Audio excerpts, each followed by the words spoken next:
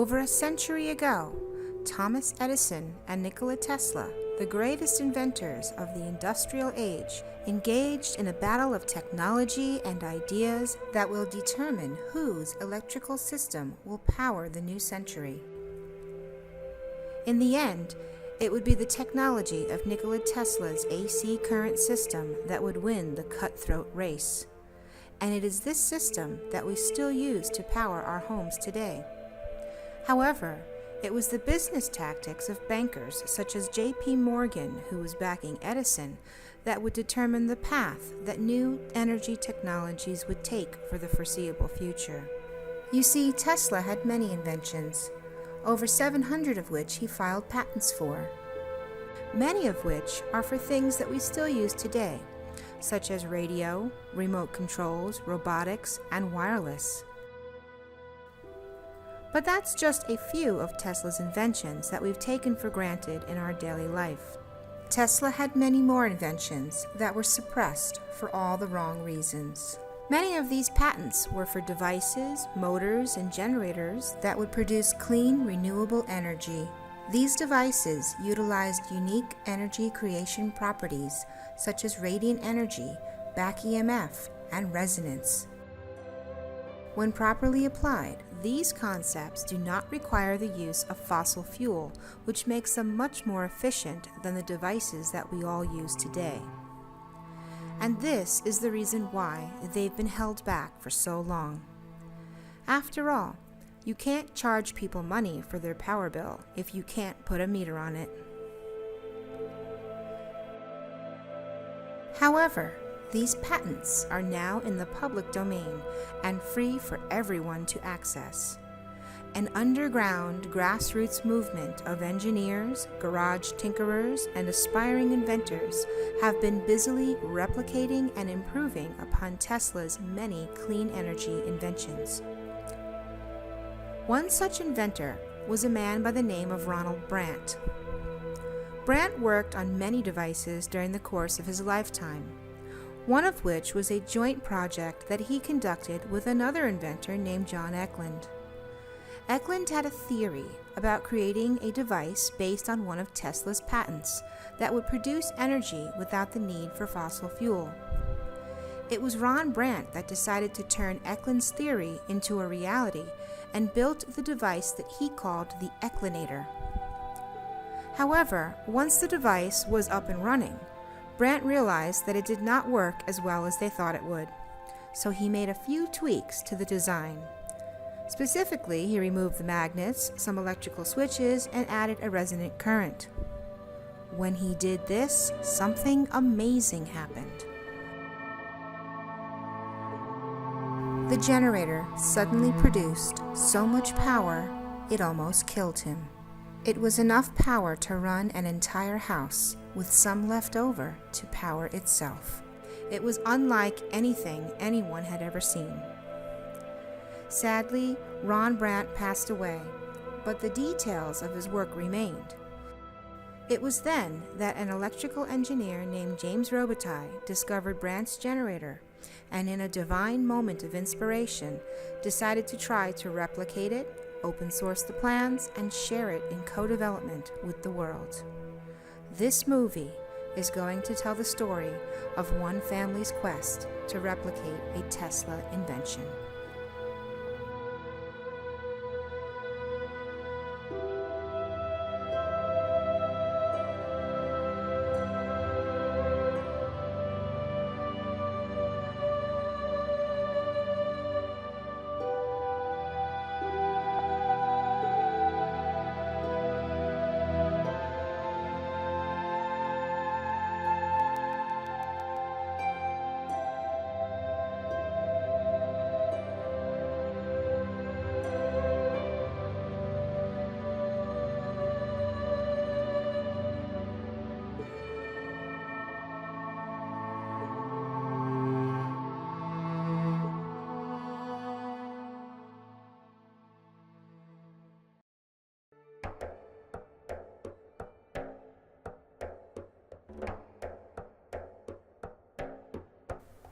Now, the world of technology development can sometimes be quite convoluted and difficult to navigate. It's filled with mystery, discovery, misinformation, and political agendas. For this reason, the best way to tell this story is to first classify the three major aspects in which our storyline takes place. First, we'll explain the basics behind the technology. What kind of generator is this? How does it work? What makes it different? Then we'll define the scope of the project. This includes the way in which this technology was rolled out to the public, the type of environment that has been created, and the way the people involved were organized. And finally, we will include the politics. This involves some of the opposition and some of the hardball tactics that we've had to overcome.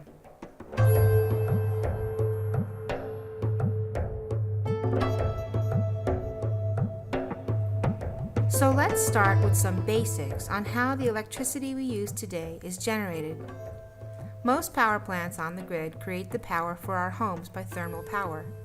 This means they use a fuel source like coal, natural gas, biomass, or uranium to heat up water and create steam, which then turns propeller-like blades around a rotor. This turning rotor is connected to a main shaft which spins magnets with a coil inside of a generator. This is what converts mechanical energy into electric energy and creates electricity for your home. Okay, so we've all seen one of these, right? It's a standard backup generator. This is what you would use if the power grid went down around your neighborhood or you just wanted to live off the grid.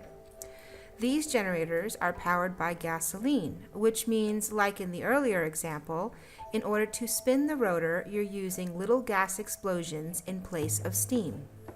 The problem is these off-grid systems, also known as generator setups or gensets, are very inefficient, and this is because of the way they are designed. All of these systems are designed in a way that requires fossil fuels to be consumed at the greatest rate possible. When these fuels are consumed, the creation of electricity also creates wasted heat in the generator that is lost.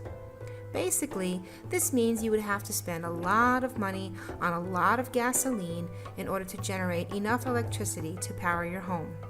This is where the work of Nikola Tesla comes in. Let's go back to that example of a standard generator. You need a constant fuel source to spin the rotor in order to generate electricity. What could you use as that source of energy in place of fossil fuels?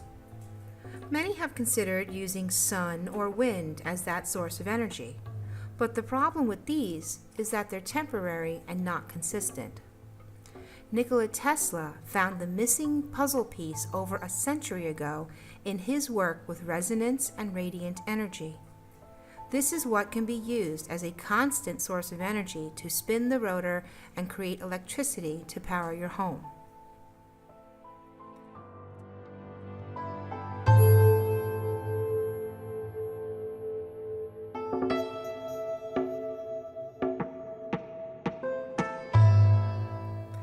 Did you know that there is energy in the atmosphere all around us and also inside of the Earth itself? The Earth and the atmosphere around it can be viewed as a giant capacitor storing a lot of electrical energy. When you bring together electric static force, like static electricity in the air, and a magnetic force like that in a magnet, together these two forces create an electrical field. It's this field that creates electromagnetic waves that travel through the air. The energy in the electromagnetic waves is what we call radiant energy. This is how the sun's energy travels to us, through the air via electromagnetic waves or radiation. There are different kinds of electromagnetic waves, and all of them have different wavelengths, properties, frequencies, and power, and all interact with matter differently. The entire wave system from the lowest frequency to the highest frequency is known as the electromagnetic spectrum. The shorter the wavelength, the higher its frequency, and vice versa.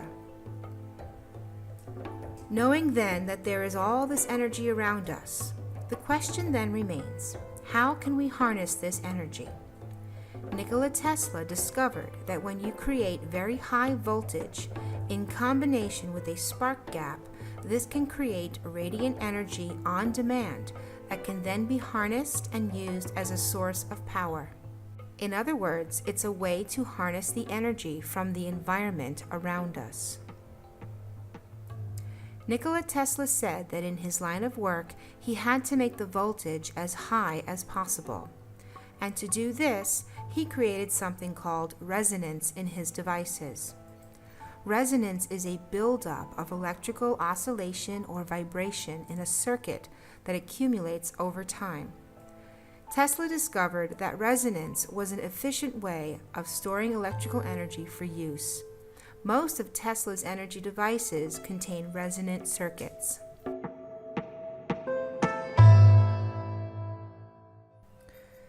Since so much of this subject has been shrouded in misunderstanding, corruption, and hidden agendas, we wanted to take a few moments in this film to fully explain this energy technology in the simplest terms possible to clear up the confusion once and for all.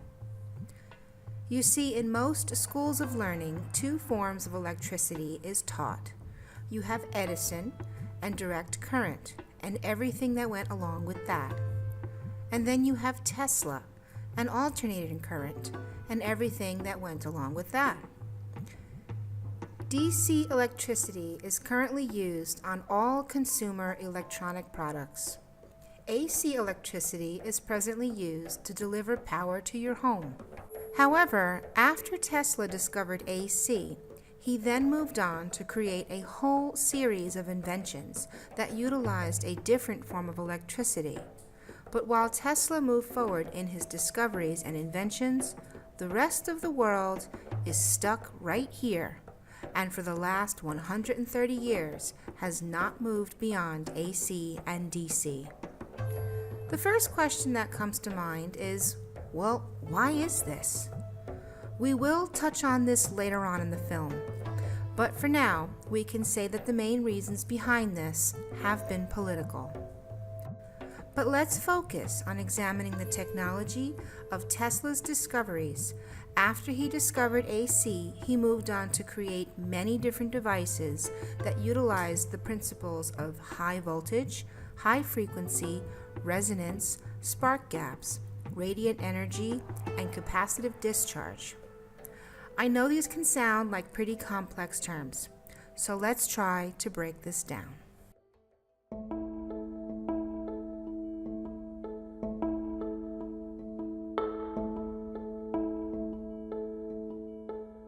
As mentioned earlier, when you combine a static electric field with a magnetic field, you create a new field between the two called the electromagnetic field. It is within this field that you can create and or harness the radiant energy that is in the environment all around us. Radiant energy comes from the sun, the earth, and the atmosphere. So let's see how Tesla applied these principles to an electric circuit. When you take a piece of steel or iron, also known as an inductor, and you wrap a coil of copper around it and run electricity through it, it creates a magnetic field. A capacitor is two sheets of metal with an insulator between them, such as plastic or ceramic, that stores electric charge. When you run electricity into it, it creates a static electric field. Now let's put these two together in the same circuit. When you combine the electrostatic fields of a capacitor and the magnetic fields of an inductor, it creates an electromagnetic field. It is only within this electromagnetic field that you can create a phenomenon that allows you to access and harness the radiant energy in the environment. The way that Tesla accessed this energy was by adding an active spark gap to his circuits. A spark gap is simply two pieces of metal that are positioned very close to each other that would allow a high voltage burst of energy to flow across them. When this discharge of high voltage energy happens within the spark gap, it becomes a conduit, allowing multiple frequencies of energy or radiant energy from the environment to be introduced into the circuit.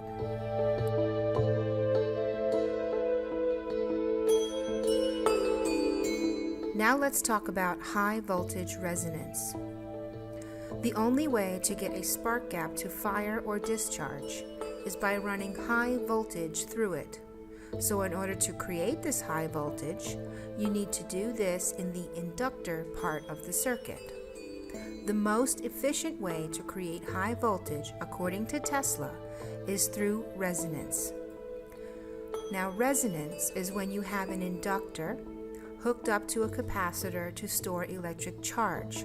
This is also known as a tank circuit. And then you run electricity through it, switching the charge back and forth from positive to negative. It causes the molecules in the capacitor to switch their charges back and forth from positive to negative. This is the oscillation or the vibrational buildup of energy that creates high voltage within the tank circuit. This is resonance.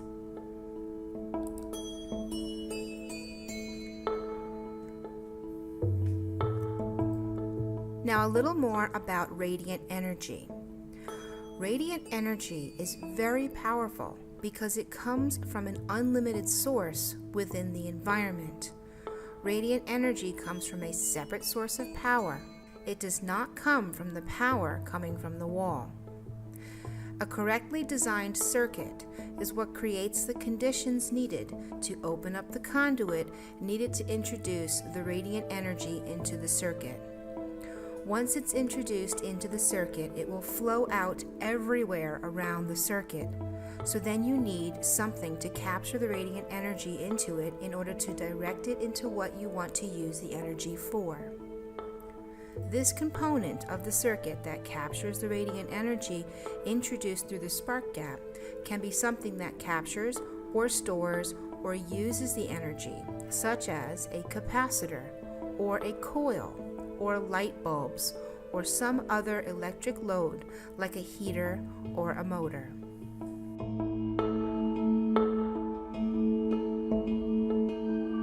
So now that we've explained all these different concepts, let's put them all together to see how a Tesla circuit works.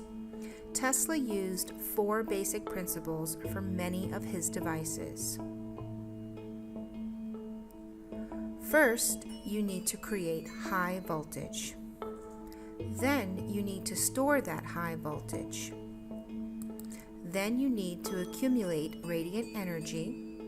And then you need to capture and use that radiant energy.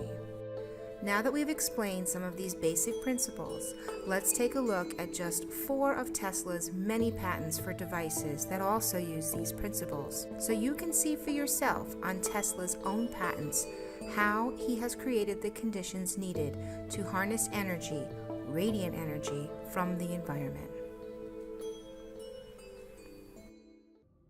This is Nikola Tesla's patent named Apparatus for Producing Electrical Current of High Frequency, number 568180.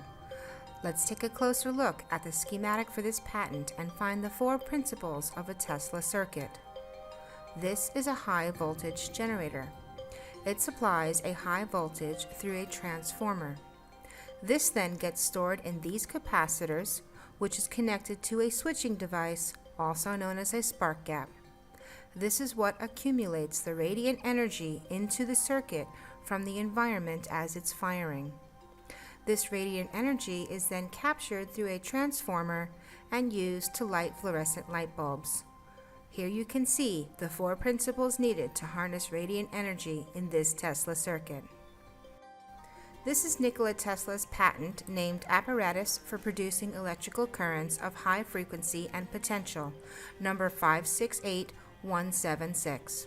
Let's take a closer look at the schematic for this patent and find the 4 principles of a Tesla circuit. This is a high voltage generator. It supplies high voltage, which is then stored in these inductors and capacitor. In this schematic, these inductors and capacitor also act as a tank circuit and create resonance, which supplies the high voltage in the circuit. This voltage is then discharged through a switch or rotary spark gap. This is what accumulates the radiant energy into the circuit from the environment as it is firing.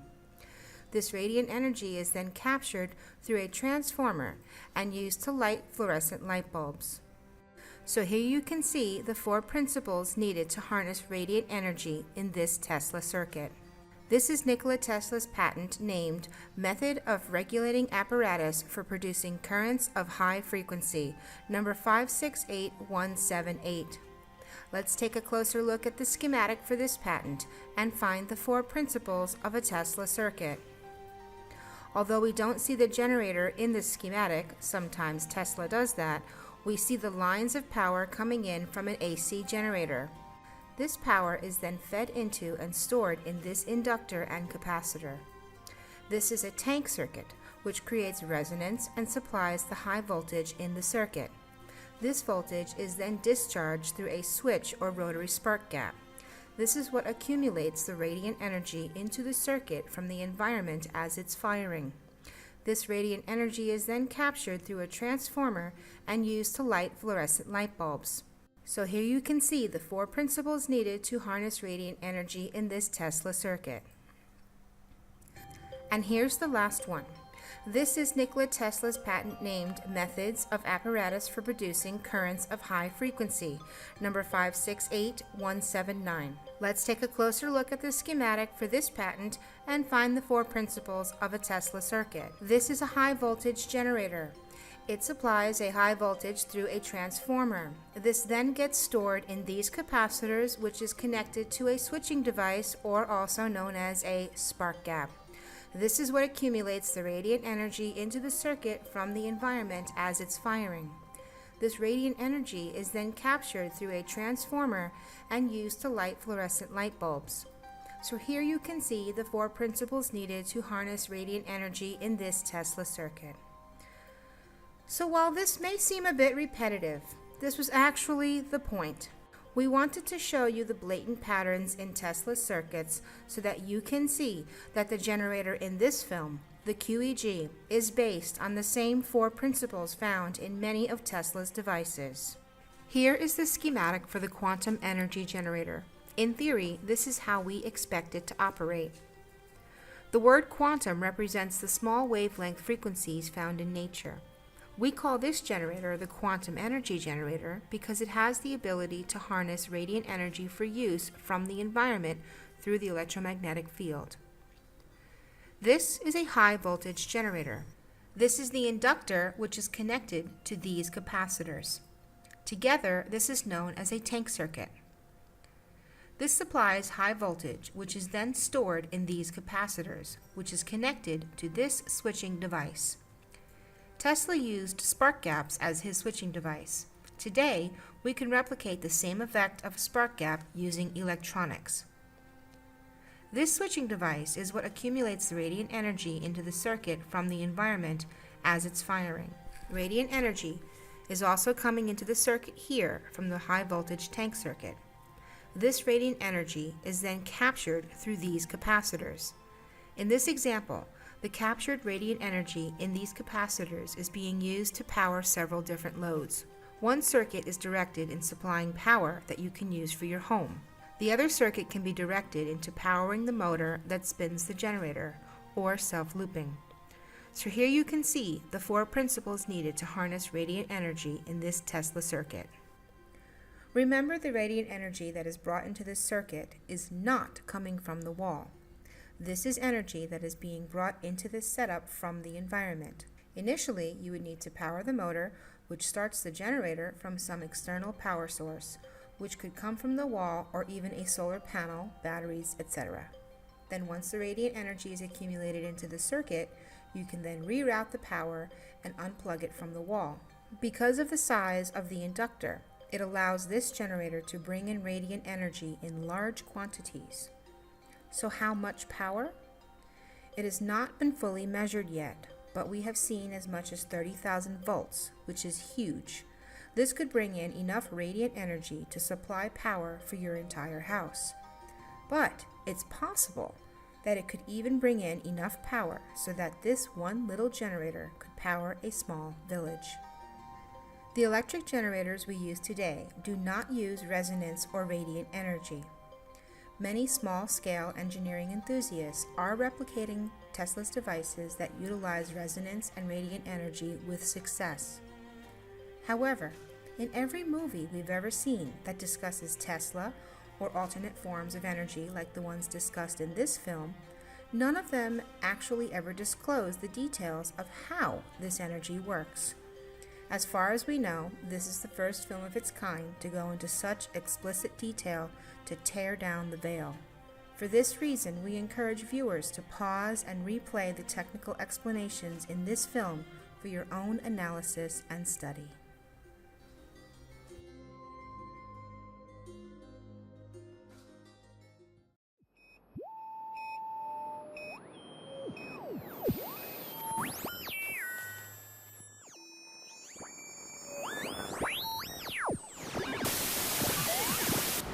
We send energy, all energy, to the outer shell of the Earth, the ionosphere. Energy from the sea, the wind, energy from the sun. We no longer need to burn or destroy anything. We simply take what already exists and put it to our use in unlimited quantities. One single source of energy. That's what this means. Right, Tesla? Yes, that is right. And anyone can draw on it, anyone in the world. The Earth's outer shell, remember, goes around the whole planet. Yes. Power will belong to everyone.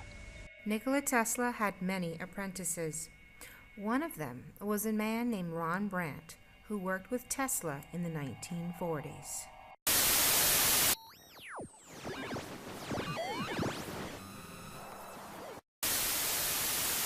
So let's give a warm welcome to Ron Brandt. I've got some theories that I would like to express. If everybody that's working on anything, I don't care what type of improvement, what kind of energy improvement, as long as it cleans up the environment, I'll do what I can to help them. First of all, we haven't got much time. At the rate we're destroying this planet we live on, I would like to think before I leave that there's hope that my grandchildren might grow up, have some air to breathe. And everybody's going to have to get into the act, put their egos aside, and remember there ain't no luggage racks on hearses. And we'll get the job done. And it don't make any difference who does the job, as long as it gets done. And a lot of things have been held up by government. A lot of it's been held up by egos that want to make more money and control everything worldwide, this or worldwide that. Well, we're at the point now where we don't have that luxury to control it all for one person or for one company or another. I think that if everything went to market today that is feasible, that's working, it would take 20 years with everybody putting everything they had into the act. It would take 20 years to turn the destruction of our planet around. Anyhow, so much for my talking. Ronald Brandt is the inventor of the QEG in its present form. He's responsible for converting a generator called the Ecklinator to a resonance machine, which we now call the Quantum Energy Generator, or QEG. In this following clip, we will hear Ron tell the story of his discovery in his own words. Something that a lot of people don't know. I spent a considerable amount of time building Ecklinators. I invested $20,000 into John Ecklin's, I called it his folly. It was his dream. And John Ecklin was a brilliant man. He was a theorist. He never built the motor. We built it. It did not function quite like he thought it would. And I give him credit for being a good, sincere person. But he never built one that worked. And there was a lot of us, not only me, but a number of other people put a lot of money into eclinators. But I went a little farther. This is an eclinator here, one that we had running under its own power. And by the rules of engagement, so to speak, if you drop the windage and you drop the bearing drag and everything, it was over efficient. But when I put a battery charger on it to charge the battery that was running it, I could not light a flashlight bulb and maintain the voltage on the battery. In other words, that's how close to efficient it was. In 4 hours, we dropped 1/100th of a volt on the battery in 4 hours running. But according to the friend that was working with me, oh, it's over efficient. We're 112. And I said, when that sucker will burn a light bulb sitting out there on a table with nothing going to it and the battery will not go down, then I'll say we have done it. Anyhow, after we quit trying to do it Eklund's way, I took all this investment and we looked at it and done some experiments with resonance and took that same amount of iron, same rotor, and we was able to put it into resonance and damn near killed me because it put out 30,000 volts at 3 amps coming out of that little generator. And it jumped about 8 inches, hit me on the arm, blowed this arm up like a ballpark frank, and I landed on the floor. I mean, I'm not kidding you a bit. This wrist and hand was just stretched like a balloon. It boiled the blood instantly. I thought maybe I'd lost my arm for a little bit, but I checked the nerves, and the nerves were still alive, so in about half an hour to an hour, all the swelling went back down.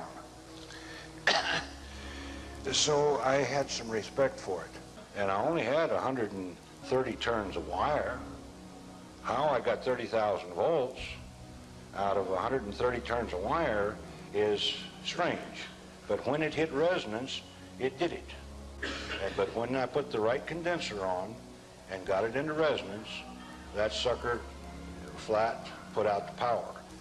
And then I tried to figure out how to use this to make energy units for motorhomes, RVs, or people that live out in the boondocks where there is no power, and make it safe. Even if I could make money on something, if it's not safe, I won't play with it. I had to go to the power company and buy a power line transformer so I could cut this 30,000 volts down to 118 volts so I could use it.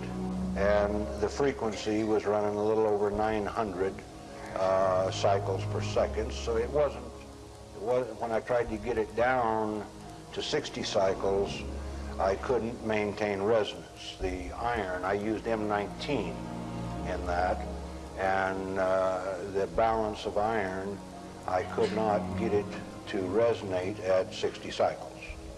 And so I've got it sitting under my bench in the shop.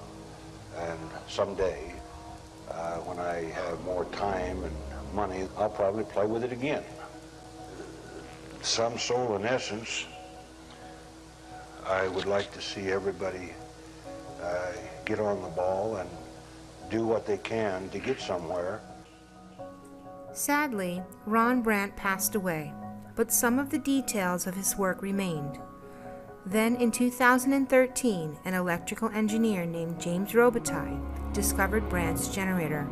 Because of its resonance properties, this generator is very unique. There are no magnets, no commutator, no slip rings, and no field windings on the rotor. All of these factors make this generator relatively easy to construct for someone with basic engineering technical skills.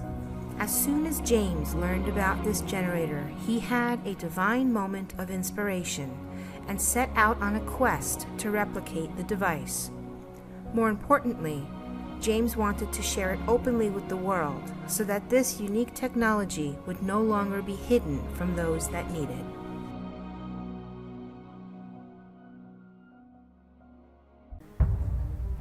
Now, before we move on with our story, this would be a good time to mention some important circumstances that existed at the time of starting this project. While many, including Ron Brandt, had been trying to replicate Tesla's devices, there was no instruction manual on how to build one. This had never been done before, and this project would be the first of its kind to take on such a task. Most of this stuff was hidden. It was never written down or fully documented, and it was actively suppressed. Many inventors were threatened and ridiculed, while others had their ideas and equipment confiscated. I'm from an ex-Secret Service background, where I was in electronic intelligence. They'll try to find some legal mechanism of closing you down. If you're an idiot and go and try and patent it, you've given them all the inroads on where you are, how to contact you, etc. So be ultra wary of that. And be careful of getting a bullet in the head. Most inventors were caught up in lifelong battles with the patent office. People that were involved in this niche market were crying out for open sourcing, saying that the only way this technology would ever get released to the public was if someone were to build it and give it away. Two things have to happen. We have to give away free energy technology, and we have to give away gravity control technology. That's the only way that that stuff's going to get out, because there are so many other interests that want to keep it quiet. And that's why you hear all these spook stories about people, and families are threatened. It's not just threatening the person, it's threatening their family and all their friends, and that's what scares the heck out of people. So while the ideas presented in this film may seem relatively simple, the environment in which this project was launched was not. In the beginning, there was so much that we didn't know about the technology or the climate of the industry. We went in blindly and became the test subjects for others who might wish to share new technology openly. The goals of this project were to first, replicate the device to create the phenomenon of resonance.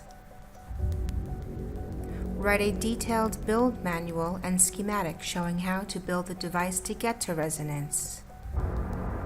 Then open source these plans to the general public so that anyone that wanted to build it could. Then co-develop the generator with other engineering enthusiasts around the world to allow for new innovations and improvements. Once the generator was at this stage, and because it was open sourced, small business startups could be created around the production and distribution of QEGs to create a local cottage industry around independent and renewable energy sources. In August of 2013, James and his family ran a successful crowdfunding campaign to pay for the building of the first QEG prototype of the project. Over the next 7 months, the prototype was designed and built. As part of this stage, James was able to develop a relationship with a small toroidal winding company called Torelco in New Jersey that agreed to manufacture and ship experimental QEG cores and kits to engineers around the world.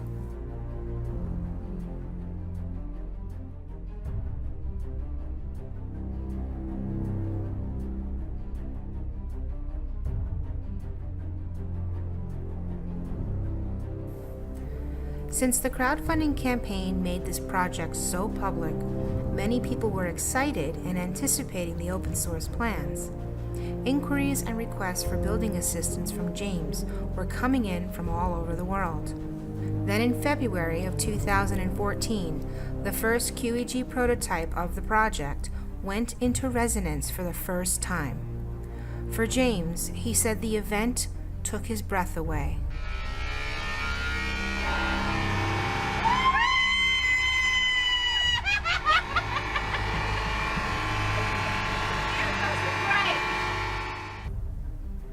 This marked the achievement of the first goal of the project. Here is a technical explanation about what phase of development James reached at this point in the project. The first goal of the project was to build the generator and replicate resonance. It took James the better part of a year to accomplish this. He was able to build the generator, inductor, and capacitor for the tank circuit here. It was quite a while before James was able to figure out what level of capacitance was needed in the tank circuit in order to get the generator to go into resonance. When it did go into resonance, the generator was producing about 30,000 volts. The next step would then be to figure out how to work with or control this power so that it could be used. James did not yet know how to do this. However, he wanted to make sure that all of his work just to get the generator to this point was first documented before it was lost.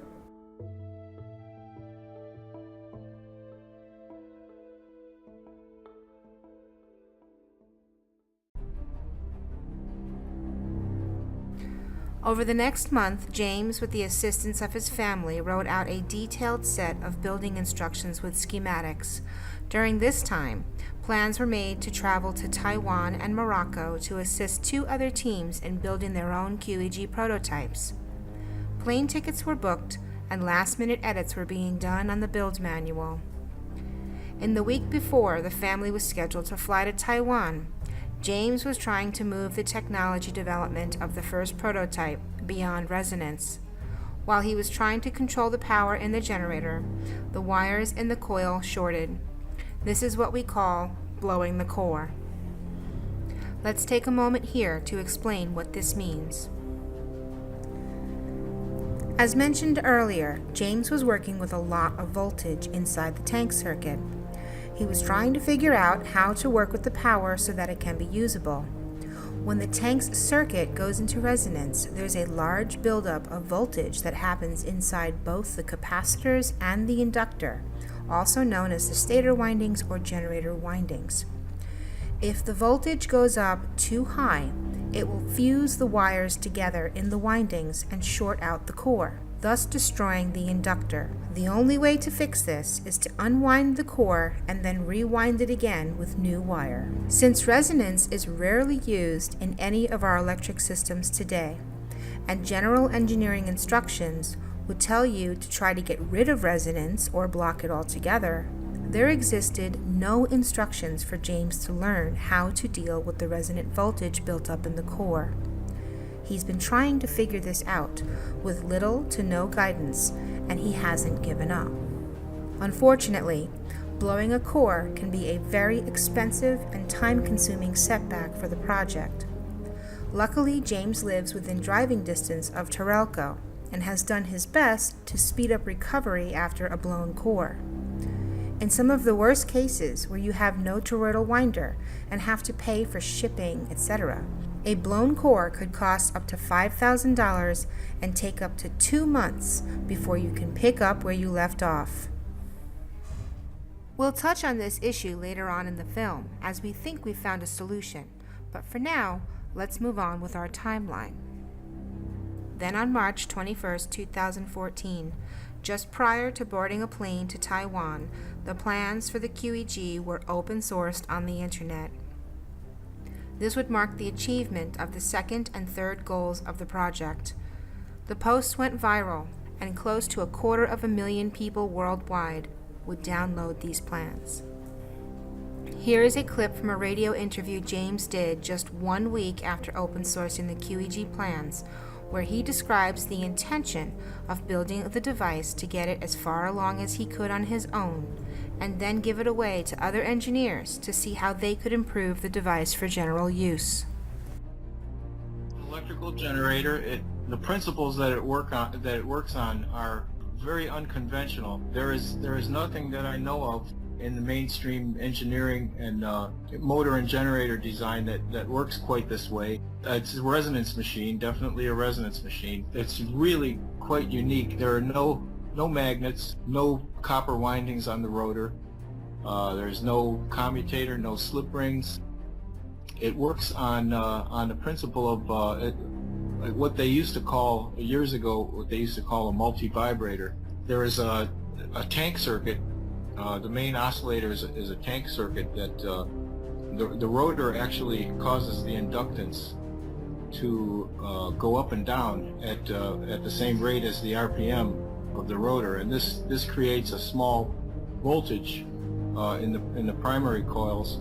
As soon as that voltage begins to build up, it goes into resonance and begins to generate high voltage pulses.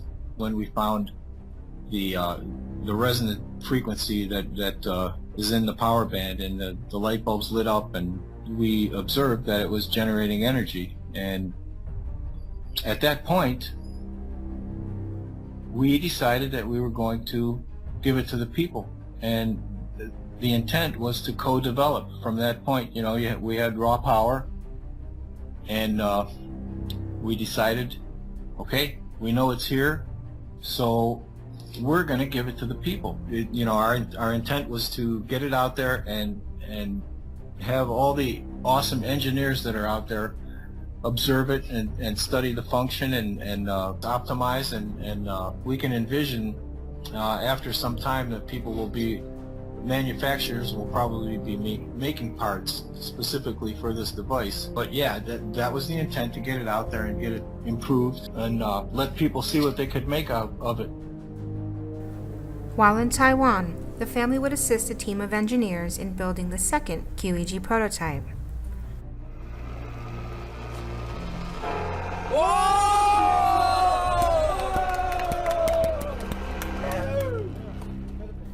At first, the build went well, and then the core blew. It would take 2 weeks to get the core rewound to try again, and James and his family were booked to be in Morocco for the next build. The Taiwan team had the core rewound and continued working on the project.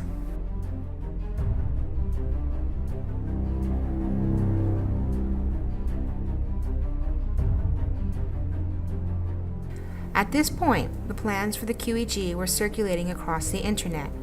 QEGs started popping up in many different countries from other engineers that were excited about the project.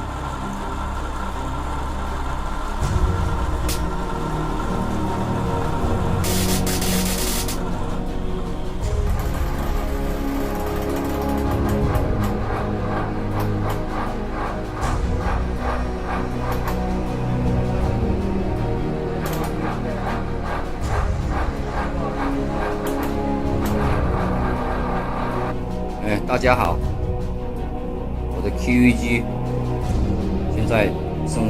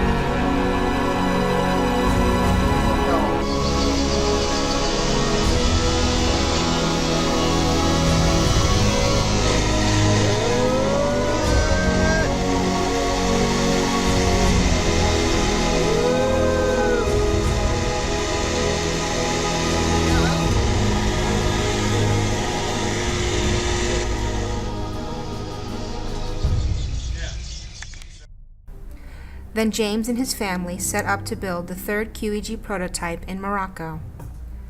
This was a public build hosted in a small Moroccan village. Anyone that wanted to come was invited, and 80 people from 27 countries showed up. James worked with other engineers there to build the QEG and bring it into resonance. It was an exciting moment for all involved.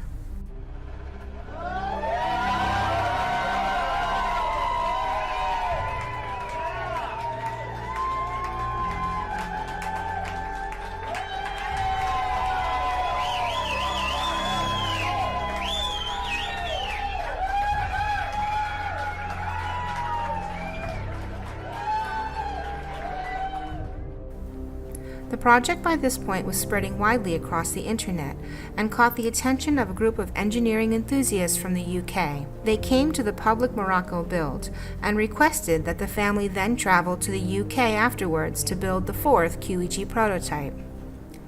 James stayed in Morocco for a month in an effort to develop the QEG beyond resonance, but he wasn't able to get any further at the time, and soon the family was booked to fly to England to build the fourth QEG prototype. While in the UK, James and his family worked with another group of engineers to build the QEG.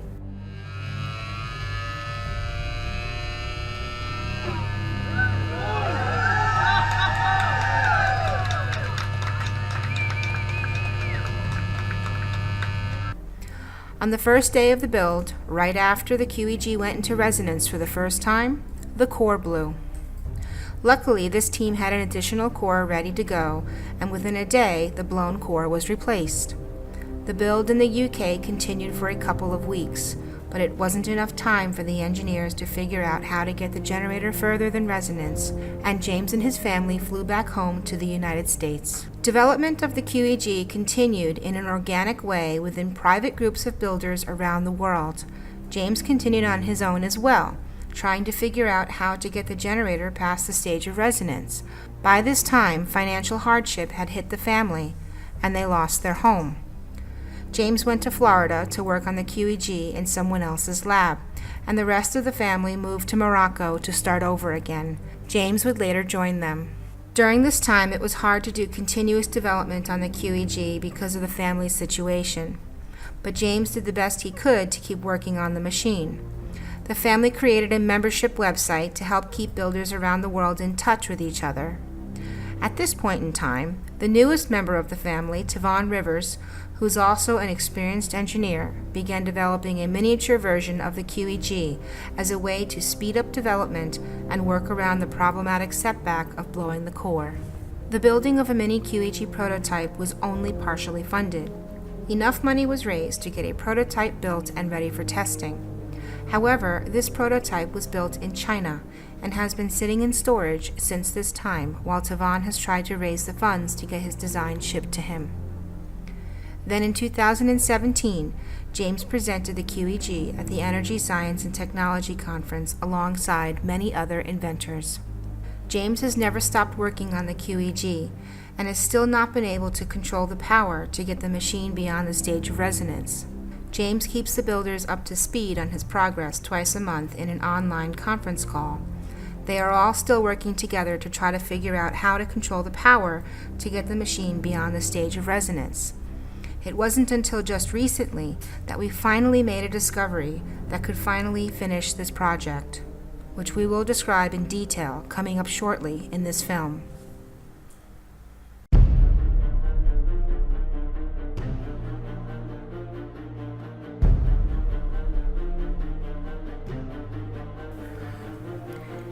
It's been 4 years since the beginning of this project, and it's taken this long to finally make the discovery we have just made. But there are plenty of good reasons why. The QEG has literally been a hair's breadth away from being complete this entire time. However, it has been heavily thwarted from the very beginning by a very powerful agenda that wants to keep this suppressed. While there are many examples around why it is important for people to have access to electricity in remote areas, one recent event brings the severity of the situation to light. In late 2017, Hurricane Maria blasted through Puerto Rico, taking out the island's power grid and created the largest power outage in U.S. history. Still, many months after the storm, there are millions of people without power. Some will have to go without power for up to a year. The loss of electricity has wreaked havoc on the community. Puerto Rico looks like a nuclear bomb hit the entire island and luckily just left us alive. And there's still people that don't have roofs over their head. There's still people that have no access to clean water. I don't expect to have electricity in my home in the mountains till next year. Like, we took a lot of years backwards. It's been almost 2 months post-hurricane, and this is what we know. About 60% of 3.4 million U.S. citizens still don't have electricity on the island. Federal and local aid has not reached the people who need it most. Government figures regarding missing people and deaths have been misleading. One of the biggest challenges is the blackout. I couldn't imagine going a month without electricity, let alone more than 50 days. So I asked them to show us a typical day without power in each of their neighborhoods. Take a look. Obviously, the fridge is no longer a thing. We do have some dry foods. This is basically how my mom's been able to cook. She has 2 cans, 1 grill. It takes forever, maybe an hour. What would be cooked in 10 or 15 minutes. Some of these solar lamps that we've been using. And we're used to the dark by now. Hi, Melissa. Here's the generator that I'm using to power the fridge and like two fans and charge my phone and my computer and stuff. I'm gonna put some gas in and start it. I get like maybe 10 hours out of this thing. This is your typical night. You can only hear electric generators, mostly going up until 5, 6 in the morning. If you're not able to afford an electric generator, you're doomed. You won't be able to sleep. You'll go crazy. That's another thing. Generators are really expensive. Normally they can range from $200 to $700, and that's not even counting the gas or diesel needed to keep them running. I know that a lot of people have generators that spend a lot of fuel and a lot of money. I know of people that can spend like $40 on 6 to 8 hours. $40 for 6 to 8 hours of electricity?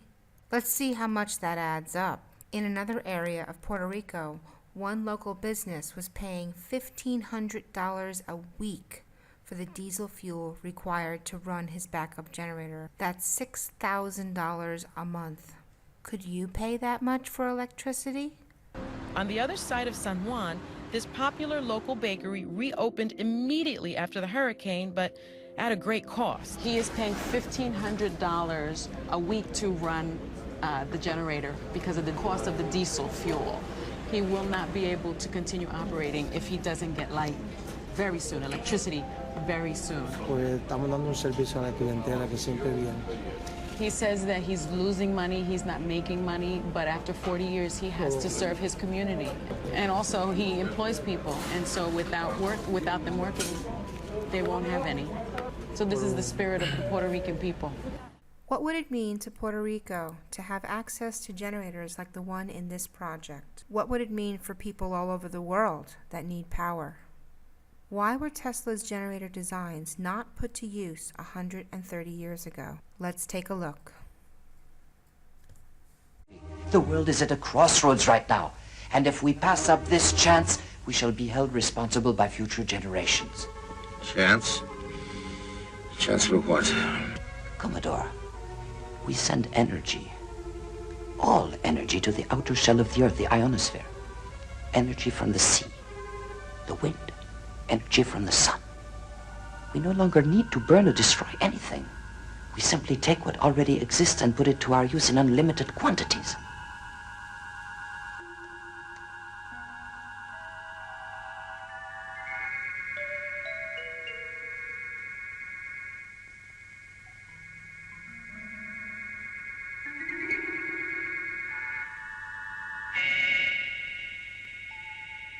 You want me to believe all this is possible?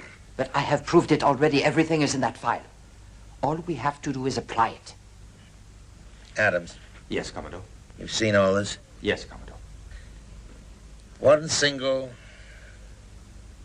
source of energy. That's what this means. Right, Tesla? Yes, that is right. And anyone can draw on it, anyone in the world. The Earth's outer shell, remember, goes around the whole planet. Yes. Power will belong to everyone. Like the air we breathe. There's some financial details we ought to go over. Tesla, I won't keep you any longer. I know how anxious you are to get back to your work. We'll send this stuff on to you.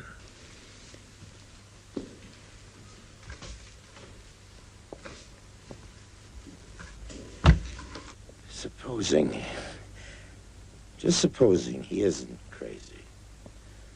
That man could turn the world upside down and stand it on its head. Yes, I do believe he could.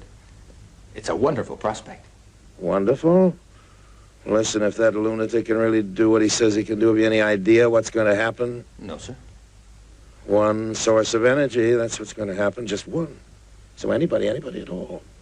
And just stick an antenna up in his backyard and hook into it, and we won't have anything left to sell but antennas. We'll be producing the power, and anyone who feels like it can milk our cow for free. Well, no thank you, Mr. Tesla. I'm not contributing to that charity. Write him a letter, Adams. Have it ready for me to sign in the morning. Yes, Commodore. What shall I tell him? Tell him goodbye. The energy is extracted from the fabric of the space around us, which means it cannot be metered. That is a direct threat to the single largest industry in the world, energy. It's goodbye ExxonMobil, goodbye oil, goodbye coal, goodbye linear transmission of electricity through power lines, all that gone. Unfortunately, it's someone's $200 trillion piggy bank. The proven oil and gas and coal reserves are worth north of $200 trillion.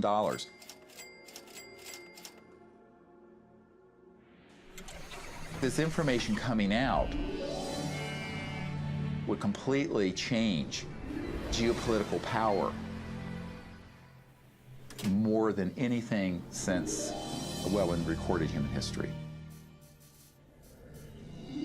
And it would happen in a generation. In recent years, some of the dirty tactics that have been at play have been exposed, such as when Edward Snowden leaked the government training programs for online slander campaigns. Then we've seen social manipulation groups being heavily funded by billionaires like Soros, all meant to sway the public opinion. This project was not immune to these antics.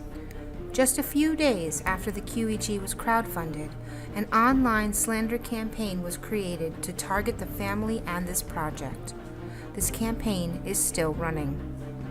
A lot of websites and YouTube videos have been created by paid opposition to purposefully misrepresent, distort, or misquote this project in an attempt to confuse and mislead the public. Videos have been copied and re-edited to give incorrect information. The plans, which were originally given away for free, have even been stolen, changed, repackaged, and sold by con artists and online scammers. For this reason, we strongly suggest that anyone who is sincerely interested in this technology check their sources carefully and always get the information directly from the family's platforms. The project has seen sabotage attempts from every angle, many of which slowed down its progress. Yet the family still presses on. The project is almost complete, and now here comes the moment we've all been waiting for. Here is the plan to finish the QEG.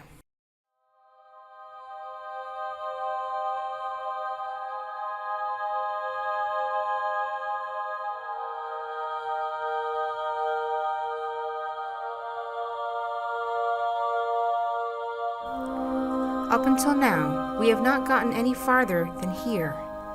James has not been able to figure out how to control the power to make it usable.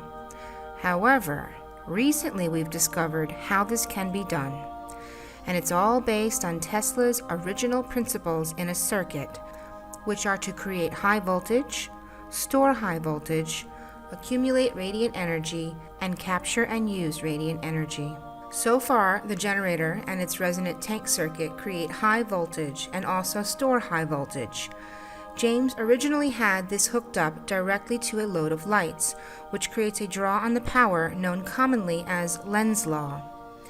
This was limiting the amount of power in the system. In addition to this, according to Tesla's principles, you need something to bring in the radiant energy from the environment. This can be done with either a spark gap or the modern-day equivalent of an electronic switching device. Previously, we did not have this in the circuit. So the way to finish the QEG is to change and test the circuit. You need a mechanism to defeat Lenz's law and also to bring the radiant energy into the circuit. To do this, you need to add a switching device. This can be added between the leads of the secondary winding. This switch periodically shorts the secondary coil, which brings in the radiant energy. In addition to this, more radiant energy is being brought into the circuit by adding a high voltage line to the primary. Not only does this switching device bring in the radiant energy needed into the circuit, but it also resolves the problem of blowing the core. In order to prevent the voltage from going too high in the tank circuit, you need to continuously dissipate the high voltage. A spark gap or switching device will do this. The rest of the circuit contains capacitors to capture the radiant energy and move it along to the next stage for use. In this circuit design, one line comes in from the wall to start the generator. Then the generator creates the high voltage needed to bring in the additional radiant energy from the environment, which can then be used to power your home. With this additional energy from the environment, you can then reroute some of the power to the DC motor needed to keep the generator running while you unplug the generator from the wall.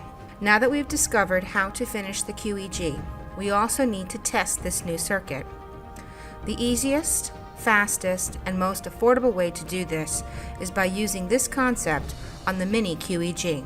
The Mini QEG, which we also call the Tesla Gen, is a smaller version of the original QEG. It is lightweight, portable, and was designed to make coil winding much easier, faster, and cheaper. In other words, where a blown core on the original QEG could be a very expensive mistake and a 2-month delay on the project, the Mini QEG can allow an engineer to rewind the core for the cost of a spool of wire in just a few hours. This is extremely important when you're experimenting and testing a new prototype. Anything that is tested on the Mini QEG can then be scaled up and applied to the original QEG. The Mini QEG has already been built and is sitting in storage in China. We will be running a small crowdfunding campaign to help raise the funds needed to ship the Mini QEG to us and to build the new circuit. After this solution is applied, all the big QEGs around the world can be updated and brought online. Also, the Tesla Gen will then be open sourced and available as a smaller energy solution, which is something many people have been asking for. Sometimes a breakthrough doesn't happen overnight. Wilbur and Orville Wright spent 7 years inventing the first successful airplane. Even after its success, the critics would still claim it was impossible for many years after. Thomas Edison made 1,000 unsuccessful attempts in inventing the light bulb. When a reporter asked him, "How does it feel to fail 1,000 times?" Edison replied, "I didn't fail 1,000 times. The light bulb was an invention with 1,000 steps."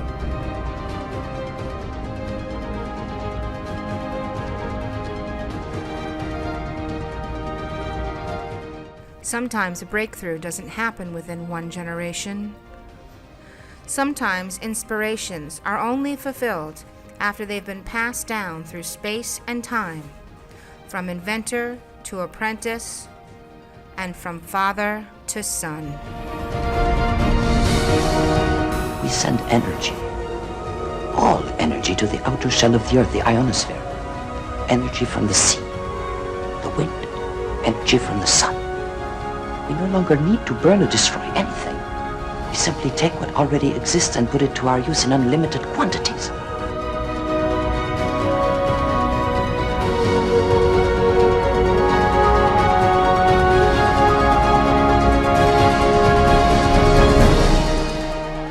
Power will belong to everyone.